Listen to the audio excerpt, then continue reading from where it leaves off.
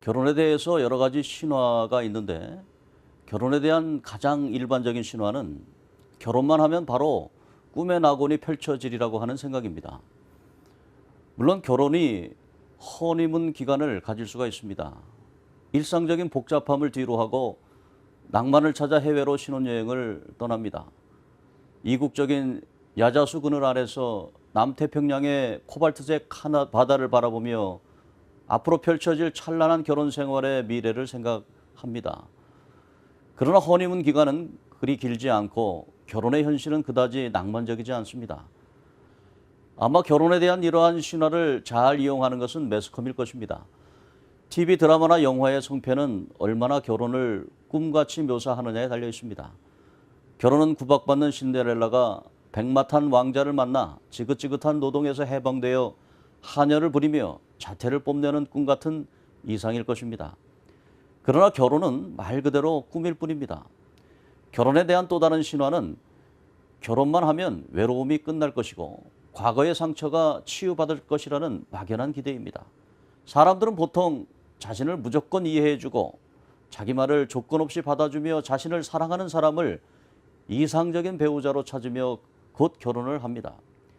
그러나 결혼을 통해 알게 되는 것은 자신을 무조건 이해해주고 받아주었던 그 사람은 자신을 끊임없이 받아주기만 하는 사람이 아니라는 사실입니다.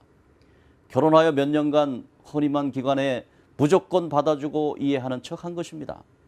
자신이 부당한 대우를 받고 있다고 남에게 화를 잘 내는 사람은 결혼한 후에도 분노의 사람이 됩니다. 참을성이 없는 사람은 결혼한 후에도 여전히 급한 성격의 사람이 되는 것입니다. 허니문 기간에만 잠시 덮어져 있었던 것입니다. 기혼자들 가운데서 자신을 이해해 주지 못하는 배우자로 인해서 절망적으로 외로움을 느끼는 사람들이 많이 있습니다. 그러면서 자신의 결혼이 잘못된 것은 아닌가 생각해 봅니다. 그리고 혹시 속지 않았는가 생각합니다. 요즘은 여성이 경제적으로 독립을 할 수 있기 때문에 여성이 아니다 싶으면 갈라지게 되는 것입니다.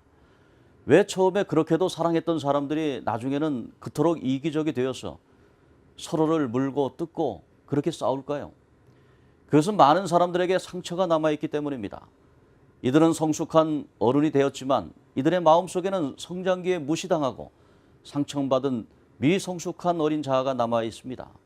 자기 안에 있는 이런 어린 자아는 사랑받지 못하고 무시당했던 상처를 결혼을 통해서 치유받고 싶어 하는 것입니다. 결혼을 통해서 무조건 사랑받고 무조건 거부되지 않기를 바라는 것입니다.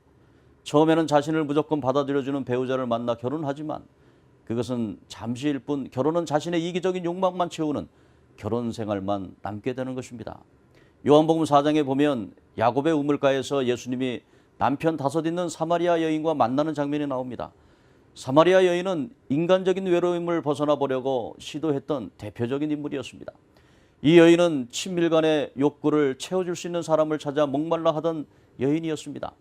이 여인은 자신의 외로움과 상처를 이해하고 자신을 받아주는 남자가 나타나면 자신의 몸을 의탁하여 지내왔는데 벌써 남편이 5이나 바뀌었습니다.